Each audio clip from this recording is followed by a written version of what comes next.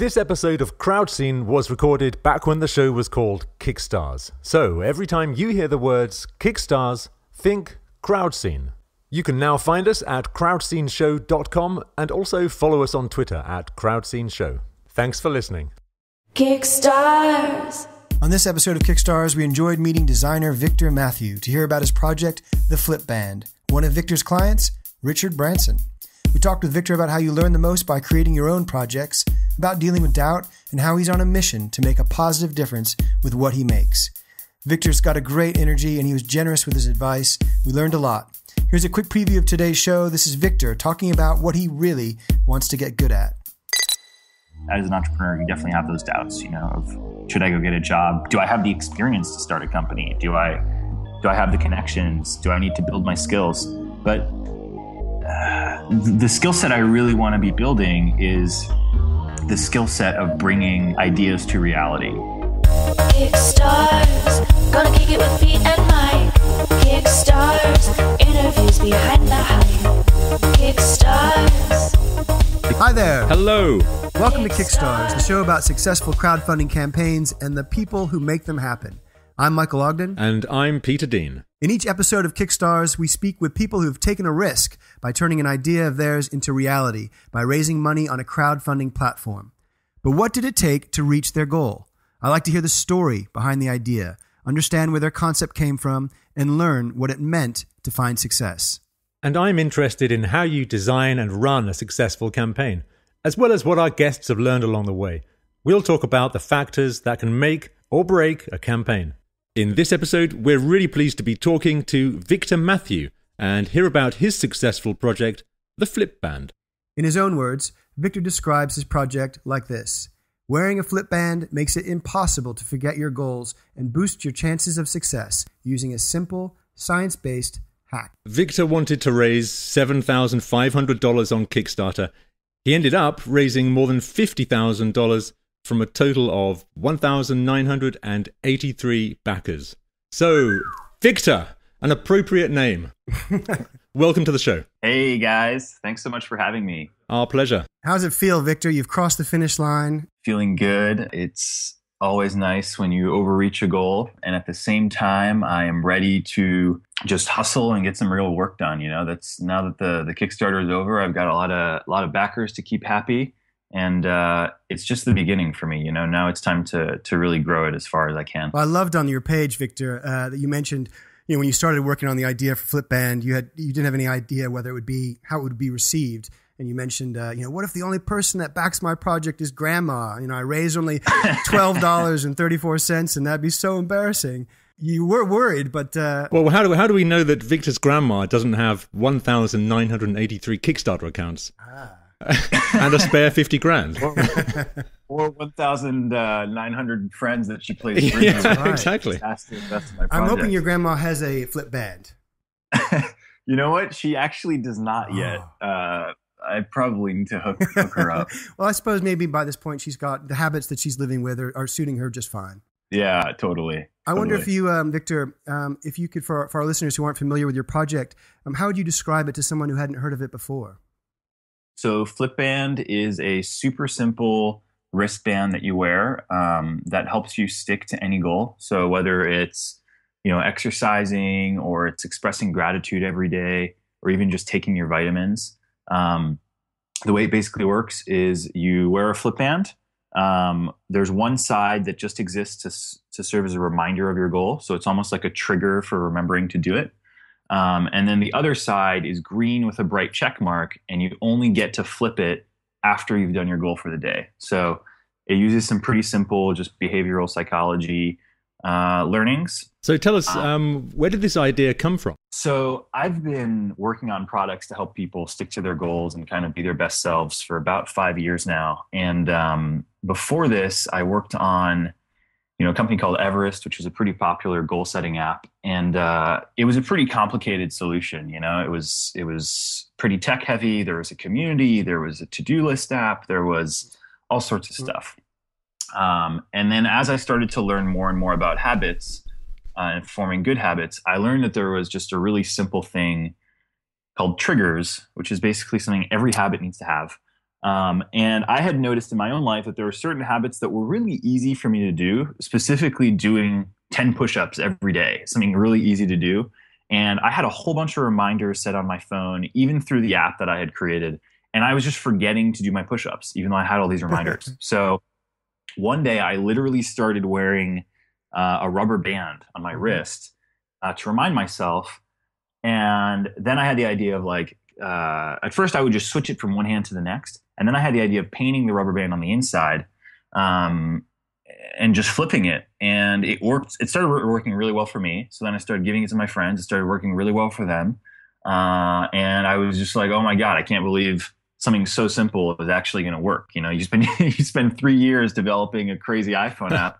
And then it's a little rubber band around your wrist that ends up. Was it literally a rubber band that you get in the mail, that sort of thing? No, I mean, you know, that's how it started. Eventually, I wanted something that looked nicer and felt like a real product. So this is the actual band is pretty nice. It looks closer to a fitness tracker that just happens to have no technology in it than it looks like a rubber band or even a Livestrong band for that matter. It's definitely thicker and just more. It's very smart. It feels more like a product than a Livestrong you don't want band. anything to look like a Livestrong brand these days. Yeah, that's unfortunate.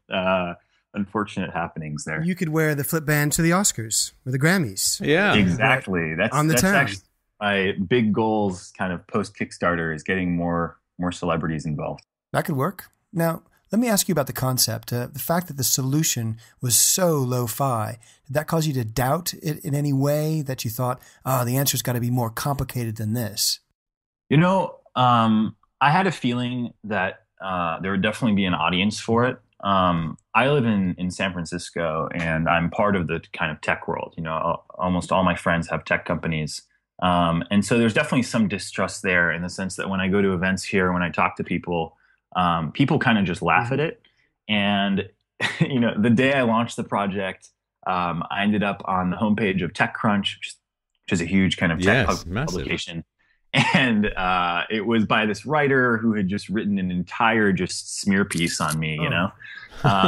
And some people, you know, I got a whole bunch of messages that day being like, oh my God, are you okay? Blah, blah, blah. And for me, it was actually kind of exciting because it essentially meant I had created something that a whole bunch of people loved, but also a whole bunch of people hated. And anytime you have that dynamic, it starts to create engagement. Absolutely. And it just fuels the fire. You know, having something controversial is actually, from a PR perspective, is actually good. And as long as you can emotionally deal with it, which if you're doing anything, eventually you're going to have haters, you know, then it ends up being pretty good for your actual marketing. I suppose by this point, though, you were confident that you knew that it had worked, having tested it with your friends and yourself and found results. Had that been a long time between that idea and then sharing it with the world?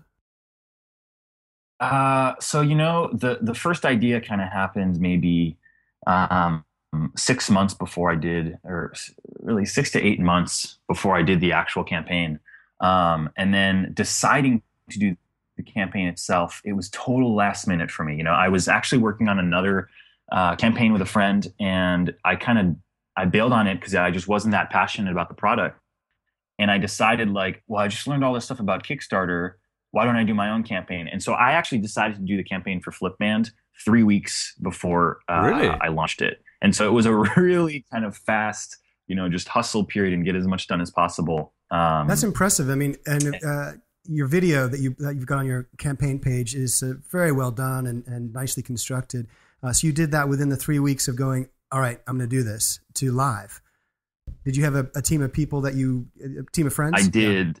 So I actually, you know, I had basically like a week to produce a video. And so I reached out to a friend of mine who had just kind of met, or just re-met. Her name was Karen Cheng. And we struck out a deal, you know, and she ended up turning around the video in like under a week. I think it was like 5 days. Like we shot it in one day. The guy edited it. We reshot a scene. And it was just like super quick turnaround. So that was awesome. And what was driving that deadline? So the biggest thing that was driving the deadline, and the reason why I had a big self-imposed deadline, was that New Year's resolutions were coming up, right? New Year's Eve was happening. And New Year's resolutions are obviously a time that people think a lot about their goals. Like, what do they want to change in their life? And so I wanted to launch right after New Year's. I wanted to avoid the actual New Year's time and holiday time because it's just like a low time in general for internet traffic. But I did want to launch, close to it so that the resolutions would still be on people's mind. And at the same time, I wanted to launch on a Tuesday just because I'd done a bunch of kind of research and that seemed like the best day to launch on. So I looked at the calendar and it was like, okay, what's the Tuesday right after New Year's? And it was, I think, the 8th or the 6th, one of the two. And it was like, okay, well, that's the day to launch the project. So this is pretty interesting because you start the video by saying, I think you start by saying, I'm Victor and I've struggled to stick to certain goals throughout my life. And yet here you are actually turning around something really impressive in 3 weeks. You don't really sound like the guy who's struggling to stick to goals. Well, that's what's so, interesting is that I'm all about high performance, and I've studied this stuff for 5 years.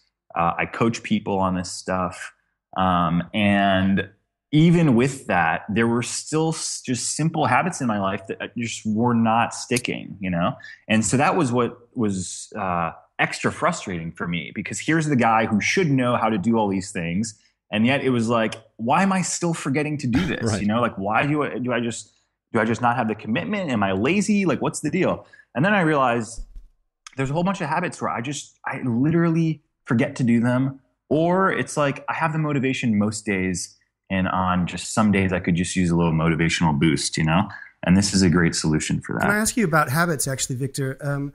Which is easier in terms of habits? Is it giving something up, like ice cream, or is it trying something new, push-ups or writing? Or smoking. Yeah. Yeah. Is there any thoughts on that? Starting to smoke is very difficult. Starting to smoke. Probably So I really want to start smoking. Yeah, so that totally depends on the habit. What I will say is that, well, two things. One, every habit has kind of 3 pieces to it. It has a trigger, which is what kind of reminds you to do the goal or the behavior. It has motivation, which is your desire for doing it. And it has ability, which is, do you have the time, the money, the resources, the physical energy to do something? The best way to quit something is usually to either remove the trigger, to add how much ability is required, so make it physically harder to do. So if you're smoking, just don't have cigarettes anymore in your place or whatever. Obviously, everyone's talked about that.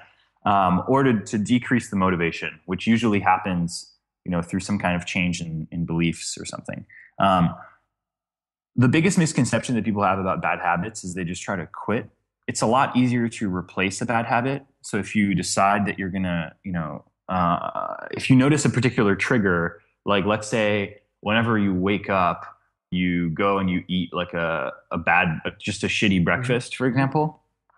It's a lot easier to start buying healthier food and just replace that behavior with eating a healthier breakfast than it is to just stop eating a bad breakfast altogether, right? Or if every time you want to eat chocolate chip cookies and you're not trying to eat chocolate chip cookies, you instead do something else for yourself that feels good. Like let's say you carry around a gratitude journal and you just write down 3 things that you're grateful for. That'll still feel good and it'll help you kind of replace that behavior when you're craving it. So Victor, is your background in this area? Do you have a psychology background?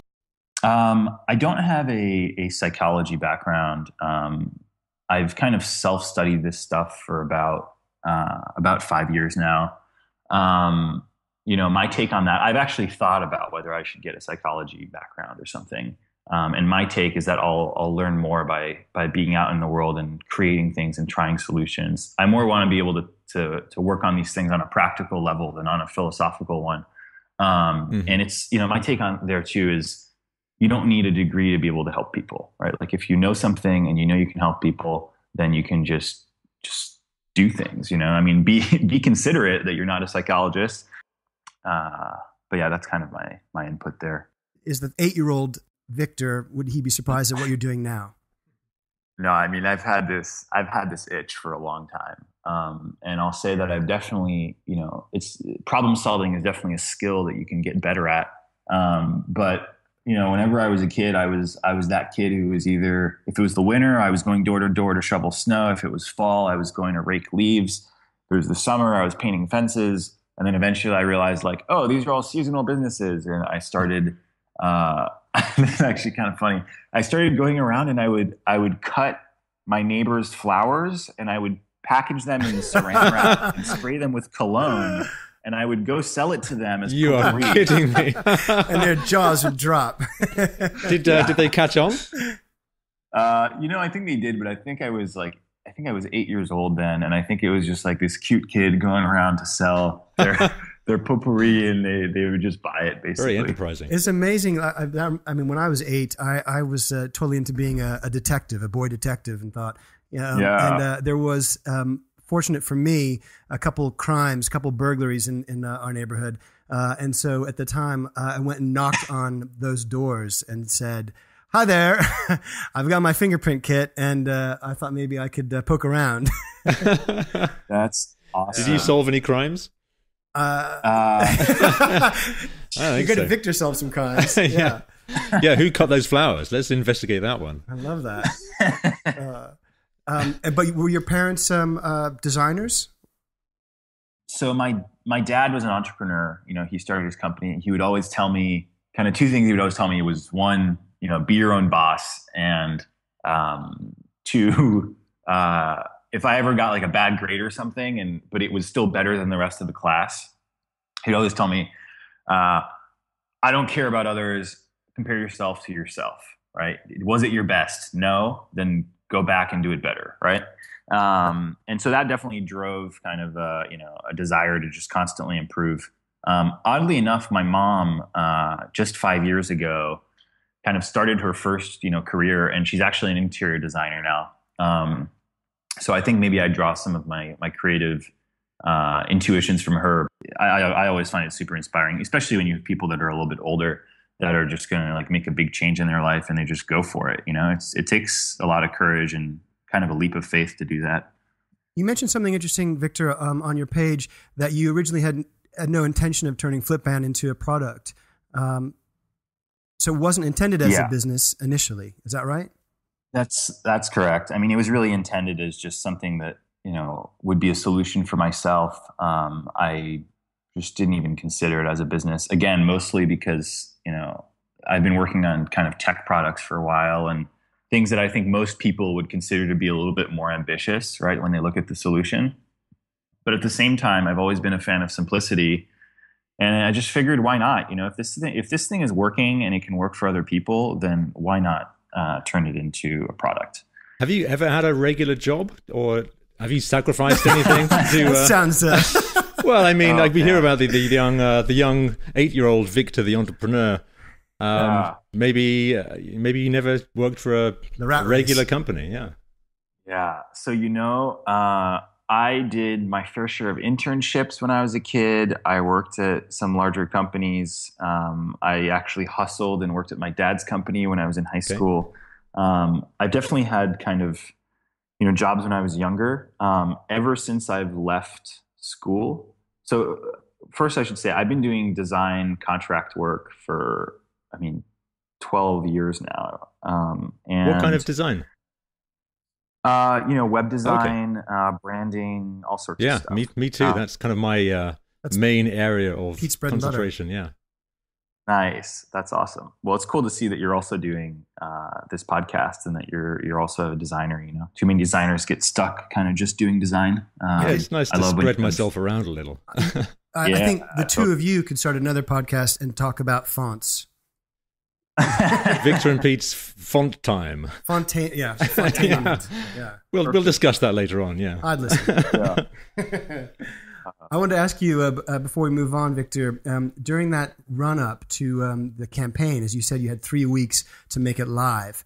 So I'm imagining you're wearing your Flipband at that time. What is your kind of daily habit as you drive towards the launch date? Right before I had committed to doing this whole Flipband thing, I was building a whole new morning routine. And I ended up building this morning routine that was pretty awesome.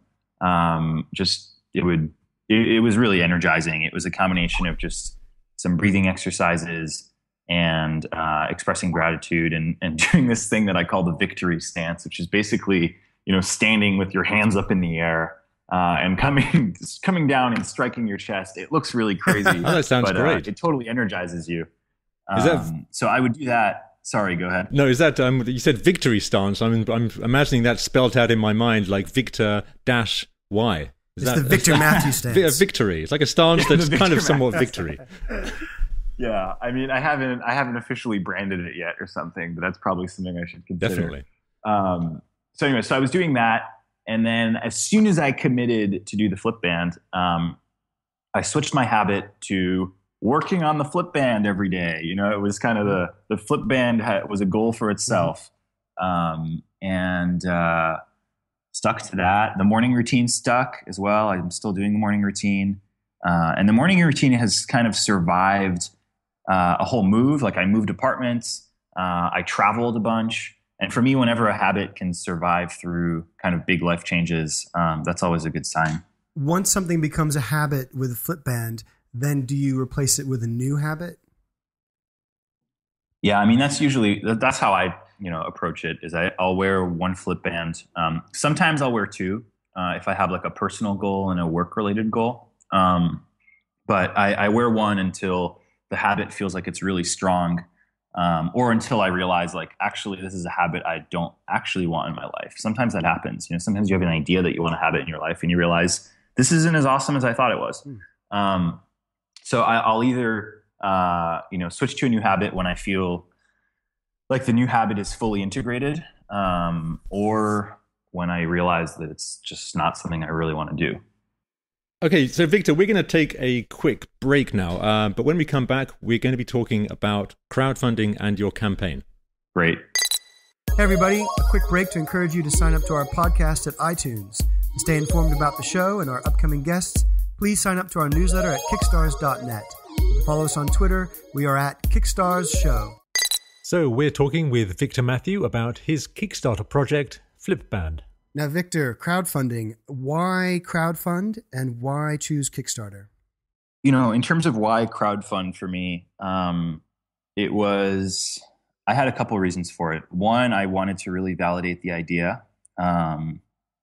And I saw it as a really good opportunity to just launch a product, essentially. I've always been focused on, I've grown some products and I've kind of automated some companies and I've created a lot of products, but I've never really done a real focused product launch where I'm like really focusing on those first 30 days. And I wanted to get better at that.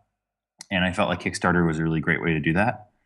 Also, you wouldn't guess it because it looks like just a simple band that you wear, but the molding costs for this project are actually pretty expensive. It's just one of those things where if I was going to produce them, I just wanted to make sure that there was demand, and it would have been awesome to have some money up front to actually produce it, just because it would have been a pretty hefty amount to come out of pocket. Unless your grandma came into action and you really stumped them. Yeah. Wrote me a check for $12. Yeah. Exactly. Did you look at other crowdfunding platforms? Did you think Indiegogo, or did you immediately think, okay, this is Kickstarter? I've heard of some people do really intense deep dives and kind of pick them. I did not do that as much as people talk about. I just went with Kickstarter because it was what I knew best. I had a bunch of friends that had done successful Kickstarter campaigns. And I figured that they'd be able to give me advice. And it was just kind of the thing that where I was most familiar with the brand and most familiar with the process. And because of how short the timeline was, I didn't want to have to learn a whole new system. I didn't want to have to find people that had done successful Indiegogos when I already had a bunch of people that had done successful Kickstarters. So as you're about to start your campaign, did you have those friends, were they giving you good advice along that way? Yeah, totally. One of them actually wrote a blog post, which is super popular. It's on the Timothy Ferriss blog. It's called How to Hack Kickstarter, or like how to raise 100K. I've seen that. Yeah. Yeah. So he did obviously a pretty successful Kickstarter, and his name is Mike Del Ponte. And in general, he just has really good advice on just launching a product and marketing and all this stuff. So I talked to him. He had some good pointers. Similarly, he kind of echoed what was in the article, but it was really helpful to just hear it from a real human being. Is there one thing that kind of sticks out from when you spoke to him? Well, a couple of things. One, he talked a lot about building relationships with the press before you launch a project. So that was something that, unfortunately, because of the timeline that I had, where I had basically 3 weeks, I did a little bit of that beforehand. But with his recommendation, I basically used a virtual assistant, and I ended up building a list of like 1,000 reporters or something, like a huge Excel spreadsheet that I then used my virtual assistant to reach out to on launch day. But he also kind of emphasized the importance, and this is one of the big things, that ended up working for me. He emphasized the importance of getting people to commit to supporting your project before you launch it. And so I actually ended up getting 135 friends, just asking them, on Facebook and on email. I got 135 friends to commit to backing and sharing the project the day it launched. And it was even just for like $1 or $5, right? But that really helped to kind of create what marketers call an echo chamber, which is basically like everyone on that day is hearing about your project within your network. And everyone's like, what is this thing? Because they keep seeing it on their Facebook and they keep seeing it in their email. That's a little bit like the idea of the thunderclap. Did you do one of those too? Yeah. So, I did. I did one towards the end of my campaign. And I had... I talked to a couple other people who also did them, and for whatever reason, it just didn't work for me. It didn't boost engagement. I think Facebook might have like hidden the posts or something when it went out. For our listeners who might not know, can you explain what a thunderclap is? Either Pete or Victor. I think it's probably best if Victor explains what that is, since he's done one. Sure. So Thunderclap is almost like a Kickstarter for a Kickstarter, in the sense that it's this thing where you get at least 100 people to back a project. And the way they back it, instead of paying money, they back it by saying, I will share this message on the day that it launches. And so it auto schedules all of these people saying that they're going to support it, so that the day you launch something or the day you have a big announcement, you have like 100 shares across social media. And it's worked for some projects where that piece will go viral. And so you'll actually have 6,000 supporters before you even start your project. But in my experience, if you're just getting your friends on board, which is what I did, it didn't really thunderclap for me, which was unfortunate. Oh dear. The name was really cool. More like it's a bit of drizzle, or yeah. So you contacted 1,000 journalists and you got 100 and so friends to pitch in with the project early on and create a bit of noise online about it. Mm-hmm. I also came across the project on Jason Kotke's blog. I did his boost post. Yep. And I know that's effective from my own experience. I had a couple of projects that he picked up on. Totally. So was that early on in the campaign? And how was that? When you pressed the launch button on the campaign, what was that day like? Yeah, I mean, that day was... it's pretty crazy because you're balancing, the excitement and also the hustle, right? There's so many things you're trying to do on that day. So many people you're trying to contact. You're trying to make sure that everything on the Kickstarter page is okay and that you didn't like totally screw something up that people are commenting about or messaging you about. But, for me, it was a really supportive, first couple days. I mean, we reached our goal, I think, in just over 24 hours. And most of that was, from friends sharing it. And we ended up being like the 7th or 8th most popular project on Kickstarter that day. That's great. And that obviously drove a whole bunch of traffic. And then at the same time, you within a couple days, you start to see, I saw it right away, just from looking at metrics before, but you realize like, oh shoot, like all this momentum's building, but it's about to die out. I'm about to hit the slump that everyone talks about that you just hope you don't hit. And so at day 3 for me was where I was just like trying to hustle as hard as I could, trying to figure out ways to just boost the engagement. I think I pulled an all-nighter that night, just trying to figure it out. In that all-nighter, are you then calling people, writing people? Yeah, I was writing people. I was kind of strategizing. I had done something on the day after I launched where I had created this really good piece of content that I posted on Reddit explaining how to kind of change some habits by using a rubber band. Again, I just gave people the free solution, and I told them, hey, and by the way, if you get sick of wearing a dirty rubber band, here's Flipband. Right? That's a great way to attack the kind of naysayers, before they make the same comments. In fact, people don't like to feel like they're being advertised at, right? Especially on Reddit. So, I wrote some genuinely useful content, and then I said, by the way, here's this thing that you might like, right? And that had generated a whole bunch that generated a lot of sales for us in the first 2 days. I think that generated like $2,500 of sales, which, when your goal is $7,500 and you get $2,500 from one Reddit post, you're like, holy crap, how can I do this again, right? So that's kind of what I was trying to figure out on the third day. It was like, how do I do more of this, With that goal, Victor, of $7,500, how did you arrive at that? Was that kind of manufacturing costs, and did you crunch the numbers? Yeah, so I actually, this is probably a little bit controversial, but To really kind of cover the manufacturing costs and everything, I actually needed a little bit higher of a goal.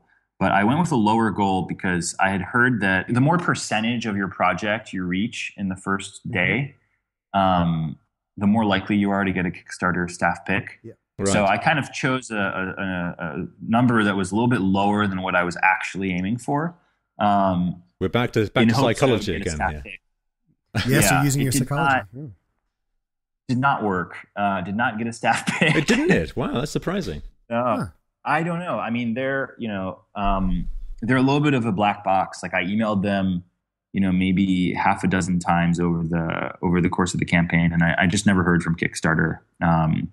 It's just one of those things that it's like, okay, like I don't get the magic silver bullet, right? So I just gotta hustle and make it happen on my own. That's surprising. It was still fantastically successful. Were you surprised by how much you raised in the end?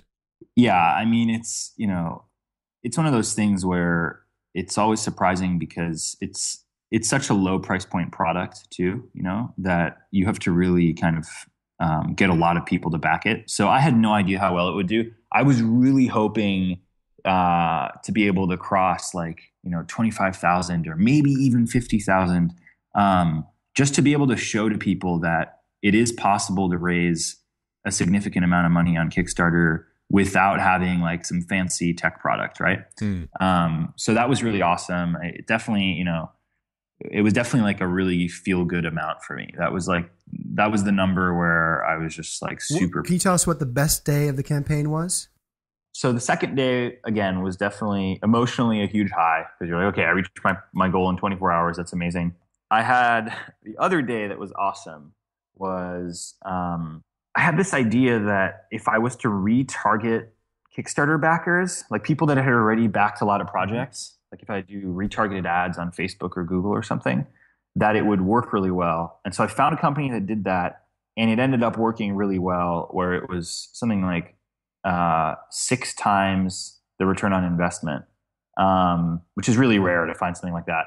And that was an awesome day because it was just like, okay, had this idea for a strategy. It totally worked out. And it totally proved, again, that there was a whole audience of people that wanted this beyond the initial group of people that I had reached, which is always something you're trying to figure, as an entrepreneur, you're like, okay, well, maybe there's just a really small, passionate group of people about what I'm doing. Can I find a bigger group, right? So that was just felt really good to me because it was just validating beyond just that initial group. So by retargeting that group of supporters, you were offering them something new to get re-engaged with the product? Is that what? I was retargeting not people that had backed my own Kickstarter, just people that had backed Kickstarters in general. So I was looking at people that had backed, let's say, and I don't know how they actually, I was trying to figure out how they do this. They wouldn't tell me, unfortunately, but they somehow get I think through Facebook interests or something, they'll figure out people that have backed, like a dozen Kickstarter projects or something. And then they'll target those people, which is really smart because it's like, okay, if someone's a big supporter of Kickstarter, they're more likely to back your project. Yeah, no, I hadn't heard that before. That's clever. All right, Victor, we're going to take a short break. When we come back, we're going to be asking you to answer 3 of the questions you asked your backers during your campaign. Awesome. Hey, we'll be back with more Victor in just a second, and be sure and subscribe to the Kickstarter show on iTunes so you don't miss future episodes, especially as you're in for a treat with our next guests, J. Todd Coleman and Gordon Walton of Crowfall. They are totally passionate and super smart, and that is a one-pack show that we know you will enjoy. Here's Todd and Gordon saying a quick hello. Hi, this is J. Todd Coleman and Gordon Walton. And we are the founders of Artcraft Entertainment, and we just finished crowdfunding Crowfall, one of the most successful campaigns of all time on Kickstarter, knock on wood. Listen to our story and hear how we did it on the next episode of Kickstars. See you there. So don't miss next episode by subscribing on iTunes. And now, back to Victor. So we're talking with Victor Mathieux about his Kickstarter project Flipband, and we've got a couple of questions for you, Victor. Now, these are from one of the updates you sent out to your supporters during the campaign. And you sent out 10 questions. We've picked 3 of them that we'd like you to answer. So you're in the hot seat, Victor. Yeah, here we go. Number 1. Now I'm trying to remember what's your social security? Yes, exactly. Okay, number 1. Have you decided what goal you're going to use your Flipband for? The best question. Right now, I've actually wear 2 Flipbands. I wear one white one and one black one. The white one is for a personal goal that I have to do something physically active for 30 minutes or more a day. And then the black one that I wear is basically just to delegate a task to my virtual assistant every day. I have this amazing virtual assistant. She's so good. And I don't use her every day. And so I just want to make better use of that. Is that an online company you could recommend? I actually just found her through Odesk. Okay. This is actually probably one of the best hacks that I have in my life in general. But it turns out that there's a lot of virtual assistants, specifically in the Philippines, that speak really amazing English, and that you can pay anywhere from the $2 to $4 an hour range, where for that price, they're actually making more than like teachers and senators in the Philippines. So you're paying them great. It's cheap for you just because of the changes in the economy. And they're amazing. Like honestly, I'm like trying to build out a team of these people to help because they're just so helpful. They just have a total just get things done mindset. So what sort of things do you have your virtual assistants do? Oh man, so much stuff. So I had her build that big list of reporters. I had her reach out to all those reporters. I had her at one point. I had one day where I knew I was just going to be too busy to answer a whole bunch of the backer messages. So I gave her a bunch of the kind of canned responses that I was using, like the questions people kept asking that were always the same. Like, do you ship internationally? I had her answer a bunch of those.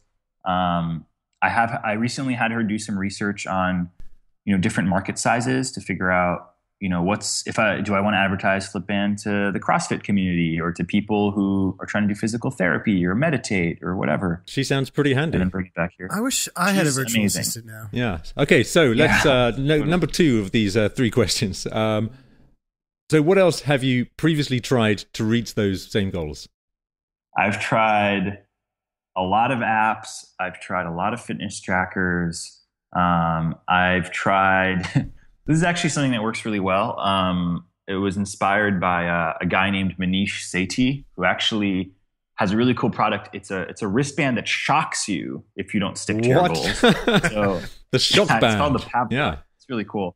I think probably a lot of people that would like Flipband would like the Pavlok too. It's definitely a more high-tech alternative. But he used to do a thing, which I do sometimes, where he would hire someone off Craigslist for like $8 an hour to come to his place and watch him while he was doing his work. And anytime he went on Facebook or did something that wasn't work related, the person from Craigslist would smack him. Right? That's awesome. Yeah. So that's something I've done with friends before, like we co-work together and it's like, okay, if you see me on Facebook and I'm not like just blasting out a whole bunch of messages to people, like as a work thing, then like smack me basically. So you literally have your friends smack you. Yeah. And that didn't work so well. It definitely works. I mean, obviously depends on the task. Honestly, the biggest thing that works for reaching a goal where you need extra motivation is accountability. That's the best thing I've found. Having a friend that you do something with, that you check in with on a daily or just a couple days a week basis, is the best way to increase motivation for almost any goal. Okay, last question, Victor, and I think you might know which one this is. Question 3, what keeps you up at night? I used to have trouble sleeping, and I would I would worry about things that I needed to do. I'm obviously very productivity minded, chronic overachiever, I guess you could say. But ever since I've started I have this habit where I kind of express gratitude before I go to sleep, and just appreciation for things that went through in my day. Mm-hmm. That has kind of quieted that part of my mind down a lot. So I don't stress out so much about what I got done that day or what I need to get done the next day. Unless it's a really busy day, then I'll stress out about it the night before. Yeah. Are you someone, Victor, who plans kind of 5-10 years in advance, or are you really thinking about the next few months in advance?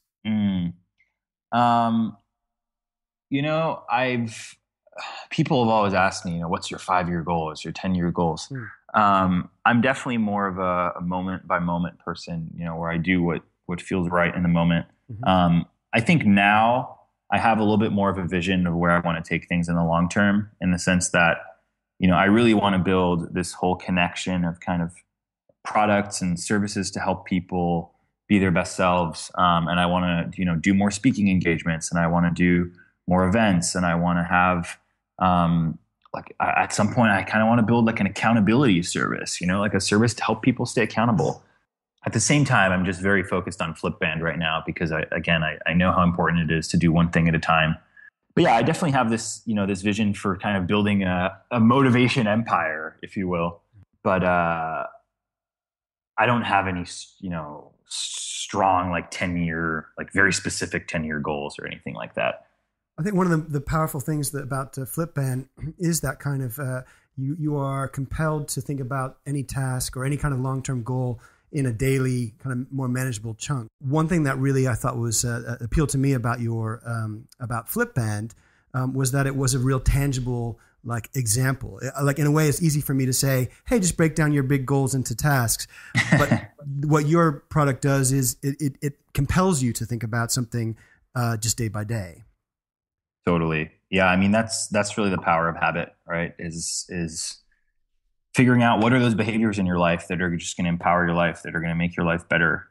What are the things that you can do on a daily or weekly basis that are really going to improve your quality of life?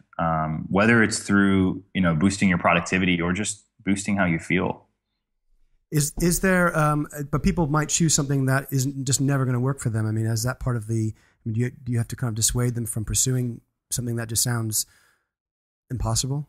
Yeah. I mean, that's always a challenge. The education piece is always hard around stuff like this. That's definitely something where even with the Flipband, I'm trying to include a little bit of material that comes with the actual packaging to help people kind of pick habits and know, what's a good habit, what's a habit that's beyond manageable. But yeah, I mean, that's always a challenge. I think that's where, for me, kind of doing more writing and doing more speaking and doing more of this stuff kind of ties in, which is just, educating people on kind of best practices on that stuff. Can I ask you, with Victor, this campaign, what was outside of your comfort zone? One, this was the first thing in about 4 years that I did pretty much entirely on my own. I had someone help me with the video, and I had my virtual assistant help me with tasks, but I didn't have the real accountability or the motivation or confidence that comes from having a co-founder. So that was pretty new to me. The other thing was actually being on camera. That was the first time I ever did a video. That was really super weird for me. It was okay, we're going to do this video. And I was like, wait, I have to be in this video. What should I be like? You seemed like an old pro. You were great in the video, I thought. Yeah. So I kind of laughed because at the beginning of the video, I kind of looked like this giggly kid, I'm like, my name's Victor and I struggle to stick to my goals. If I showed you the take for the first for the first scene before we reshot it, I was just like, I was way too serious, So we reshot it, and I was a little bit more fun, a little more giggly. But that's just how it works out sometimes. The video came out really well, I think. Now, Victor, who would you say were your top supporters throughout the campaign? I had, top supporters that come to mind. The girlfriend was amazingly supportive. I had multiple nights where I came to bed at like 6 a.m. or 8 a.m. even. I'd be working and like, oh no, I don't have time to eat, but I'm really hungry. And she would just like cook something. And that was amazing. I had a whole bunch of friends that had already tried Flipband, that were just emotionally really supportive. I had a friend named Matthias who was super supportive. He knows a lot about entrepreneurship. He helped me a lot. And then actually my co-founder from Everest, Catherine, she had learned so much about Kickstarter, and she just shared everything she knew with me. She's actually going to be launching her first Kickstarter soon. It's going to be called Better Back. Also a tech-free product to help with posture improvement. But she was really kind of, just gave me like all the tips and hacks and things that she was learning, just without hiding anything. So that was really awesome. And who inspires you? I'd say I have kind of two role models. One of them is Richard Branson, obviously big time entrepreneur. And the main thing that I love about Richard Branson is that he's obviously, tremendously successful entrepreneur, but he also finds time or makes time to be with his family, on his private island.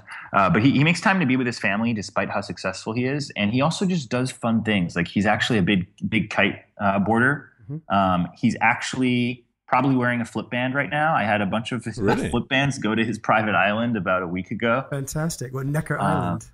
Yeah, Necker Island. So maybe he's kite surfing with one right now. Who knows? That's his habit for the day. Yeah. Yeah, exactly. And then the other kind of big role model that I have, as cheesy as it may sound, is a guy named or huge motivational speaker named Tony Robbins. Of course. I really admire him because I've been to one of his events, and he has just an incredible way of connecting with people. He has no formal background in psychology, but he's by far the most versatile psychologist I've ever met in my life, where he basically just does like live brain surgery on people when you're at his events. And he really helps people change really limiting beliefs, which is honestly, when it comes to changing a behavior, if you can change a belief around something, that's going to be the surest way to change a behavior, right? Like if you have a belief that work is hard, or that work is boring, or that work is exhausting, and you're able to somehow change that belief, it like totally changes your life, right? So I really admire him for that, and just what he's done, like how many people he's helped. Like he's literally helped millions of people reach their goals, and that's pretty unbelievable. In your experience as an entrepreneur, Victor, was there a time where you felt like, I've got to give up this entrepreneurship and get a job, and who am I kidding? Yeah, you definitely have those doubts. I actually had. I worked on Everest for 3 years, the goal setting app that I mentioned. And then for about a year, I just kind of tested different business ideas, and I ran my bank account pretty low. Mm-hmm. And I was debating about like, well, do I just start, a consulting company again? Do I get a job? Like, how do I deal with this? Right. Mm. And then I had like basically just enough money to do the Flipband Kickstarter. And I was like, okay, I'm just going to do this thing. If it works out, I'm going to focus on it 100%. If it doesn't, then I'm going to start doing way more consulting. And ironically, I'm actually, I'm reinvesting every single dollar from the Kickstarter back into the Kickstarter, or back into Flipband to grow the business, with the exception of a surfboard that I'm buying myself as a reward. I think you deserve the surfboard. Yeah. Yeah. But I'm reinvesting all that money back into the business. So I'm actually still doing some consulting work, some design work, in order to kind of just pay the bills and get by.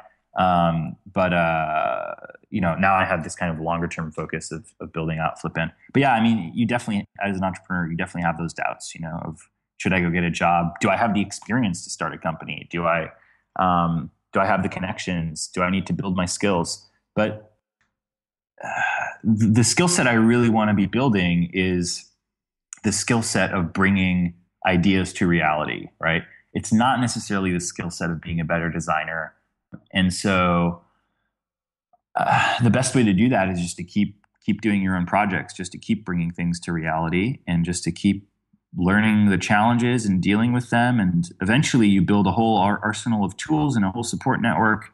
And, starting your fifth business it's always going to be a lot of work, but it's totally different than starting your first business. You have so much more experience. You have so many more things that you already know that you can do and problems that you know how to tackle. So for me, that's really the focus is how do I just become better at problem solving and bringing ideas to reality so that I can help more people, build out their own dreams. So just to go back to the campaign for 1 second, just tell us, Victor, what was that last day of the campaign like? How did that feel and how did you celebrate? The last day of the campaign was awesome. I reached out to a whole bunch of friends, just thanking them. I celebrated 2 ways. I went out with the girlfriend and we just got an awesome little dinner and just celebrated together. And then the next day, so the campaign ended on Sunday. On Monday, I went surfing. That's like outside of the work that I do. Yeah, that's definitely like one of my biggest passions. So I went out and I surfed, and I think I got destroyed by some waves. And it just felt, really good to be out in the water and to feel like, oh, I took this idea and turned it into something real. And now the work still continues, but it felt good to just take, a 5-hour break to just kind of sit back and enjoy. Yeah, there must have been a moment of like, whatever happens next, they can't take that away from me. Totally. Yeah. Exactly. So what lessons have you learned along the way, Victor? So I think some of the most useful things that I did was, one, obviously I talked about this, but getting people to commit beforehand. Another thing that I did that worked out really well. I actually included a free download for a toolkit, for like a goal setting toolkit for anyone that just shared the project and sent me a screenshot showing that they had done that. That actually led to a whole bunch of shares for the project. And I actually wish that I had incorporated that in my video. Like I wish I had talked about that. I saw that and I did wonder how effective that was going to be, but it's interesting to hear that it actually made quite a big difference. Yeah, it definitely made a difference. I think it got, I don't know, maybe like 200 or 300 shares because of that. And like 200 or 300 additional shares because of that, which is great because each one of those shares is potentially reaching hundreds of people. So because people were doing it, I actually wish I had mentioned that towards the end of the video and made it sound a little bit more exciting rather than just put a little bit of text towards the end of the Kickstarter page. But that worked really well. The other thing that I did was so the first week of the Kickstarter, I was thinking of it as, okay, I have to hustle every day and I have to get a whole bunch of backers every day.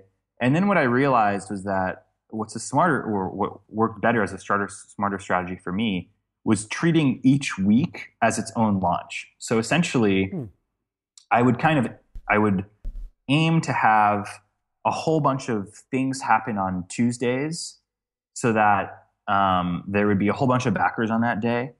And as a result, it would kind of boost me up into the popularity rankings of Kickstarter, because I think that's kind of how they calculate it. I think it has something to do with the amount of backers that you get per day. It's not backers over time. I think specifically backers per day. So it would kind of boost me up in those rankings. And as a result, I would get more sales from Kickstarter.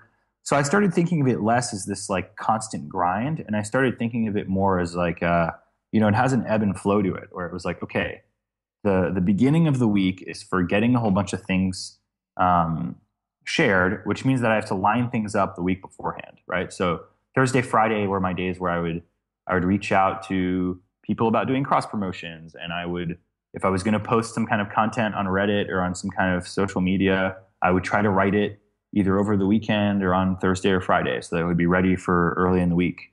And that helped me, one, just gain my sanity back. But also just, I think, stack things so that it was constantly like a launch in a sense. That's have commitments before the campaign begins from friends, family, and others. Offer free rewards was a second. And third, kind of treating each week as a launch in itself. Is that right? Exactly. Yeah. Is there something that you wish that you had done, Victor, that you do next time?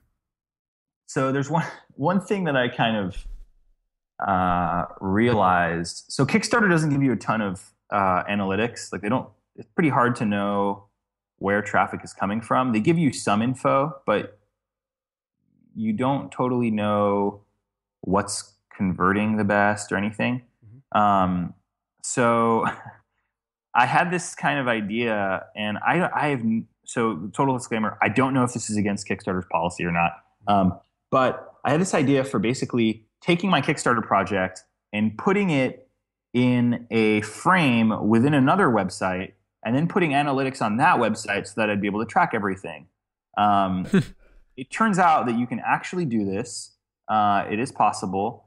And if I'm going to do another Kickstarter, that's something I want to try to do so that I can basically retarget people that land on that page and don't actually sign up, right? Like people that don't actually back the project but have seen the Kickstarter. Mm-hmm. I would love to be able to retarget those people. Mm-hmm. So that's something I'll try at some point. Are there things that you did in the campaign that you would not do again? Yeah. So I'd say in general, there was a whole bunch of different like backer clubs and stuff that reached out to me. And where they'll tell you like, oh, we'll post your thing on Facebook and we'll post it in our newsletter. I only tried 2 of those, but the return on investment wasn't positive from those. Mm-hmm. Looking back, Victor, I mean, what were you most proud of regarding your campaign? So I think the thing I was most proud of was in one of the Kickstarter updates, I asked to talk to some people that had backed the project just to find out what they were going to be using it for. Like we talked on the phone, and I talked to maybe 10 people, and the things people just the story behind some of these people was just so amazing. It's just like the resiliency of some of these people, the things they want to use it for, the stories they have. Anytime I work on a product, that's really the thing that ends up, really fueling me, is like talking to people and hearing about, their own stories and what they're using this thing for and their background. That's probably the thing I'd say I'm the most proud of. In fact, your site, the Department of Motivation, I mean, that might be a venue for people to send stories to. Yeah, totally. There's the departmentofmotivation.com. And then I just launched actually a couple days ago. We now have myflipband.com where you can pre-order the Flipband if you missed the Kickstarter. But that's definitely something we're thinking about, is how can we capture these people's stories and really make it about them, and just kind of share the success of this thing. Like if people are using it and having positive change in their life, how can we showcase that? So Victor, before we go, it's time for guest picks. So this is where our guest tells us about another crowdfunding campaign they think is cool. So Victor, what project have you chosen to tell us about today? I'm a pretty big fan of things that are kind of low tech. Yep. And I recently came across a Kickstarter project called Magnetic. And it's like these, it's like sticky notes that don't have any sticky stuff on them. They're just these magnetic pieces of paper that stick to walls. And so you can basically stick them to any surface without any pins, without glue, without buttons, without thumbtacks. And for me, I'm always kind of planning things and trying to get things out of my head so that I can see things. And so I feel like for planning projects and for just keeping track of things, that would be such an awesome thing. And I think if you want to search for it, it's on Kickstarter. It's in the design category, and it's magnetic paper that sticks to walls. Victor, before we say goodbye, can you leave us with any words to live by? It's something that you might have tacked up on your wall. I guess, can I say two? One of them is really short, the other one's a little bit longer. You can say whatever you like. Yeah. Okay. So the first thing is something I always say, which is just live your dreams, like go out there, and if you have a dream, protect it and do whatever you can to make it possible. You'll be so much happier when you do. The other thing is that if you are trying to live your dreams, there will be haters. And when there are haters, I always come back to this quote by Theodore Roosevelt, and I'll read it real quick. I have it up on my wall right here.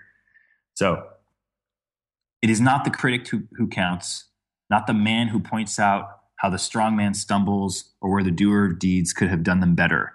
The credit belongs to the man who is actually in the arena, whose face is marred by dust and sweat and blood, who strives valiantly, who errs, who comes short again, because there is no effort without error and shortcoming, but who does actually strive to do the deed, who knows great enthusiasms, great devotions, who spends himself in a worthy cause, who at the best knows in the end the triumph of high achievement, and who at the worst, if he fails, at least fails while daring greatly, so that his place shall never be with those cold and timid souls who neither know victory nor defeat.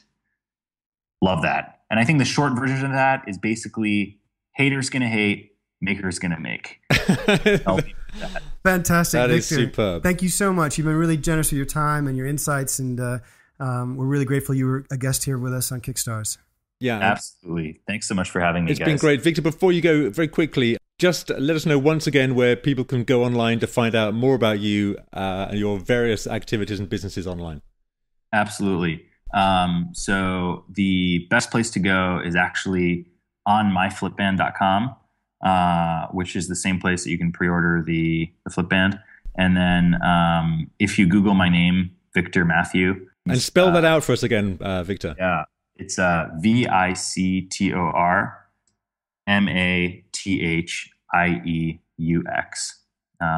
And if anyone listens to this and they have any questions, I'm happy to answer them. My personal email is just my first and last name @gmail.com. So always happy to help other people. Victor, best of luck with what's next. Yeah, and thank you once again. Yeah, thank you so much, guys. Really appreciate you having me on here. Our pleasure. So you've been listening to Kickstars, the show about successful crowdfunding campaigns and the people who make them happen. A big thank you again to Victor Mathieux for his time and insights this episode.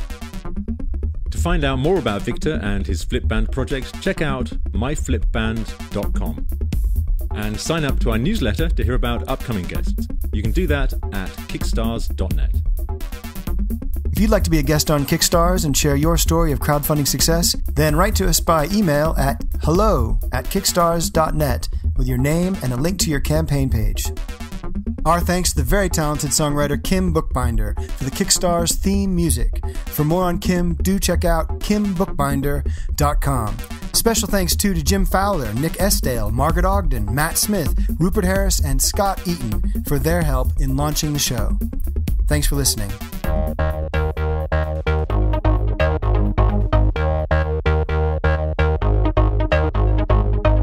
Kickstars, gonna kick it with Pete and Mike. Kickstars, interviews behind the hype. Kickstars, Kickstars. What do you do? What do you say to make crowdfunding go your way? Kickstars, Kickstars.